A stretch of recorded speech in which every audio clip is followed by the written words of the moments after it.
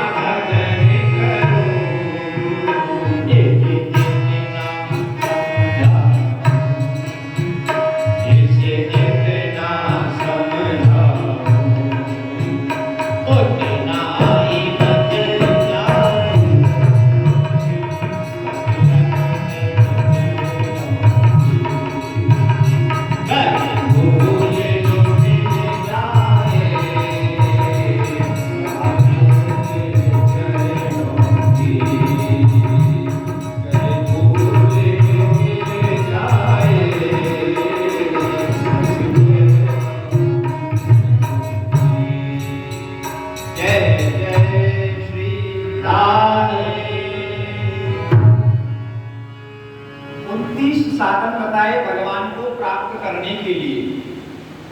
तो मन का संयम, इंद्रियों का संयम, हमारी इंद्रियां भी इधर उधर भटकती हैं, कभी रसगुल्ला मांगती हैं, कभी रबड़ी मांगती हैं, कभी स्विमिंग पूल में नहाने का मन करता है, कभी बंबई जाने का मन करता है, कभी हवाई जहाज में मन करता है बैठने का, है। ये मन बड़ा चंचल है, कैसे तेरा भजन करूं। तो चंचलता इस मन की है। अगर मन कंट्रोल में होता है तो हमारी इंद्रियां अपने आप कंट्रोल में होंगी। यही है जिता श्वास और जितेंद्रिय, यानी आसन को जीतने के बाद श्वास को जीतो, इंद्रियों पर विजय प्राप्त करके तब कहीं भगवान के नाम में मन लगेगा, उससे पहले लग ही नहीं सकता। अनेकों प्रकार के यह साधन बताए, लेकिन अब कौन सा साधन कर रहे हैं हम जाने। प्रभु की सेवा पूजा, अंतिम में भगवान ने एक बड़ा सुलभ और सरल साधन बताया। क्या बताया कि भक्ति का साधन।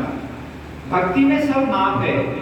अगर हम भगवान को जल में दूध चढ़ा करके या दूध में जल मिला करके भी चढ़ाते हैं तो भगवान स्वीकार कर लेते हैं, करते नहीं करते। भगवान को यदि हम जल ही चढ़ा दें तब भी भगवान स्वीकार करके हमको फल की प्राप्ति कराते हैं। तो भगवान भूखे नहीं है, भाई श्रद्धा के भूखे हैं, प्रेम के भूखे हैं। इसलिए सबसे सरल उपाय बताया भक्ति मार्ग। क्या बताया? भक्ति मार्ग। और भक्ति मार्ग सबसे सरल है। ज्ञान मार्ग से अपेक्षा भक्ति मार्ग सरल है। लेकिन ज्ञान अपनी जगह है और भक्ति अपनी जगह है। तो इसलिए आइए आप सभी इस कथा को श्रवण करते हुए कहने लगे। अब एक समय ऐसा हुआ कि पूर्व काल में श्रीमद् भागवत के श्रवण से श्री राजा परीक्षित का जब मोक्ष हुआ तो उस मोक्ष को सुनकर के ब्रह्मा जी को आश्चर्यचकित हो गया कि बोले ऐसा कैसे हो सकता है। व्यास जी ने 18 पुराण लिखे, 17 पुराण लिखे और 17 पुराण लिखने के बाद में मन में संतोष नहीं हुआ, तब ये 18वां पुराण श्रीमद् भागवत की रचना की। जब जाकर के श्री परम शिरोमणि व्यास जी महाराज ने 18 पुराण का नाम, 18वें पुराण का नाम श्रीमद् भागवत रखा, क्योंकि इसमें भक्ति, ज्ञान और वैराग्य से ओतप्रोत सभी प्रकरण हैं। भक्ति भी है, ज्ञान भी है और वैराग्य भी है, ये तीनों हैं। तो आश्चर्य हुआ, ब्रह्मा जी कहने लगे, बोले ऐसा कैसे हो सकता है। तो भगवान ब्रह्मा जी ने सत्य लोक में एक सत्य का तराजू लिया। उस सत्य के तराजू में हमारे सभी धर्म हिंदुओं के जो शास्त्र हैं, जो उपनिषद हैं, पुराण हैं, वो सभी रखे एक पड़ने में और दूसरे पड़ने में श्रीमद् भागवत जी को रखा। बड़ी सुंदर कथा है। जब भागवत जी को रखा तो भागवत जी का पड़ला जो था वो भारी हो गया और सभी साधन भागवत जी ने जो दूसरे पड़ले में रखे थे वो उठे हैं और भागवत जी का पड़ला जहां था वहीं था, रह गया, वो न हिला न डोला। इसलिए श्रीमद् भागवत, श्री माने राधा और भागवत शब्द का बड़ा ही सुंदर अर्थ है। अनेकों प्रकार के अर्थ हैं भागवत शब्द के। श्री माने राधा, भागवत के अंदर राधा समाई हुए जो भगवान कृष्ण की अर्धांगिनी यानी गुरु है वो श्री राधा है। इसलिए सबसे पहले श्री लगाया। गुरु जी का नाम लेते ना श्री। 1108 रामानंद स्वामी जी महाराज श्री लगाते हैं। श्री क्यों लगाते हैं? क्योंकि श्री शब्द है एक सम्मानवाचक शब्द है। तो राधा जी भगवान की गुरु हैं और गुरु का नाम नहीं लिया जाता, इसलिए भगवान ने श्री कहकर के अपने गुरु को याद कर लिया। बोलिए श्री राधा रानी सरकार की। अब जब यहाँ सत्य लोक में सत्य के तराजू में सभी साधनों को रख दिया, भागवत जी का पड़ला भारी हो गया। अब तो यहाँ सब गंधर्व, किन्नर और देवता जय जयकार करने लगे और श्रीमद् भागवत का गान करने लगे हैं। अब जो भी कहता है सुनता है तो श्रीमद् भागवत की श्रवण कथा को श्रवण करता है। आइए हम और आप भी इस कथा को श्रवण करें। इतने में एक दृश्य, एक घटना और घटित हुई। क्या हुई? अवक्तांश्च विद्याय नदकौशकथामृतम् श्रीमद्भागवती वार्ता शुराणामपि दुर्लभा।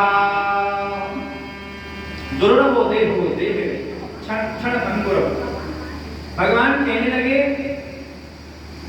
कि जब सुखदेव जी राजा परीक्षित के लिए ये अमर कथा सुना रहे हैं ना, तब देवता स्वर्ग से अमृत का कलश लेकर के आए। उसमें अमृत भरा हुआ है।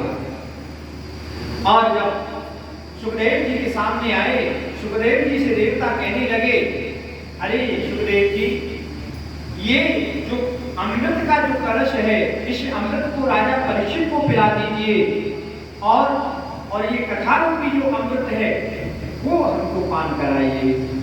तो क्या कहा? अभक्तांश्च विद्याय नरधौंस कथामृतम्। अभक्त जानकर के सुखदेव जी ने राजा उन सभी देवताओं को भगा दिया।